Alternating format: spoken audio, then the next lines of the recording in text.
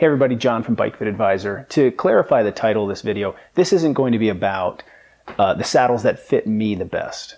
This is going to be about saddles that I find fit most or fit a wide variety of people the best. I like to call these saddles sort of vanilla, meaning that they really work well for a lot of people. But just because a saddle is on this list doesn't guarantee that it's going to work for you. Of course, there's just too much individuality here. And similarly, I'm going to give you some sort of related saddles or cousins of these saddles that work really well.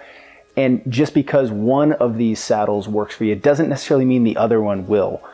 But usually it's a fairly safe bet. But I wanted to do this video to kind of give you a few options to explore if you're struggling with this, and perhaps maybe help you learn a little bit about what makes a saddle fit someone and why it might not fit a different person. And so that can just open up potentially a few more options for you moving forward.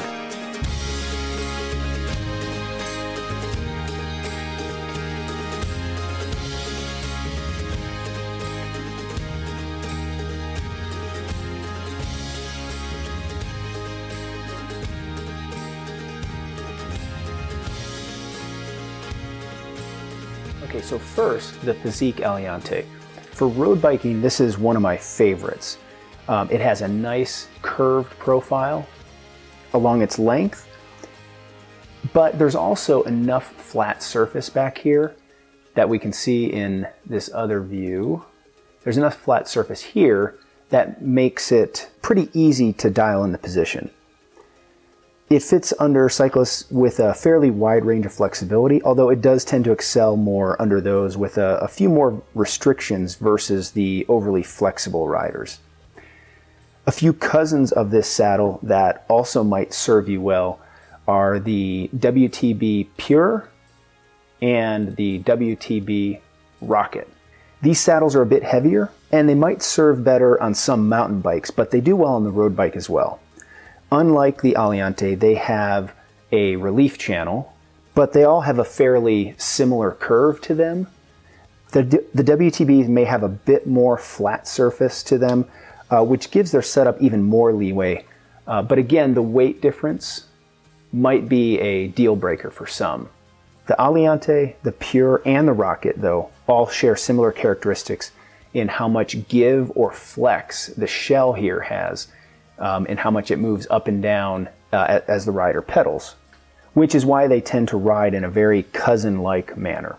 If you're riding a more upright road position, you might experiment with the WTBs. If you're riding a more aggressive racing posture, then you might benefit from the Aliante here. For a more low-profile ride, the Sella Italia SLR here is a good option. It has some contour to its shape. It's fairly flat along its length, but it does have some good contour along its width here. But the shell itself is actually a bit more resistant to flexing than the other saddles mentioned so far. There's a little less flat sitting surface. There's quite a few contours back here, and combine this with a bit less flex makes it a little bit more difficult to get it located properly. But in my opinion, it's also minimal enough to stay out of the way for a lot of people. A saddle that falls somewhere close to the Sella Italia SLR is the ProLogo Scratch 2. Now this is a demo saddle and this is called the Scratch Pro. It's very similar. Actually, they just mostly changed the name and there's a few different things, but the shape is generally the same. It has a bit more mass than the SLR. And there is a little bit more, there's a little bit of contour along its length, but the shell is really of the same stiffness and responds in a similar way to the SLR here. You might try either of these saddles, really, if you're looking for a slightly more aggressive position, and you can still get away with it if you aren't the strongest or the most flexible rider on the planet. Now, flat profile saddles generally are built to allow strong and mobile riders to be strong and mobile. Not all of them move the same. There are flat profile saddles with very flexible shells, which complicates who they fit and when. I like the Fizik Arione. This is the classic version.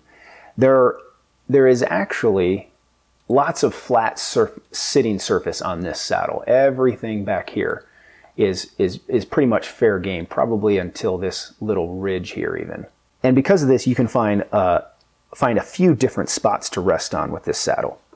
Another good option is the Pro Logo Zero. This is the original Zero 2. Now there's the more common version is the name is the Zero C3, which also has a fairly flat profile, but there's a bit more flat sitting surface here towards the back than you see on a lot of saddles. It does have more of a taper here relative to the Arione as well. But again, these saddles also share a little bit as far as the amount of give or flex that we feel through the width of the saddle.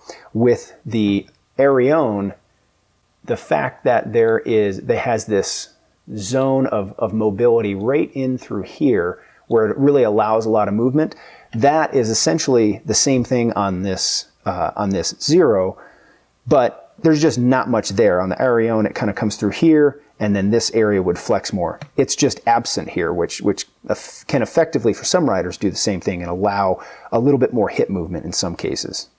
Since I get asked about women's seats a lot, I thought I'd address a few.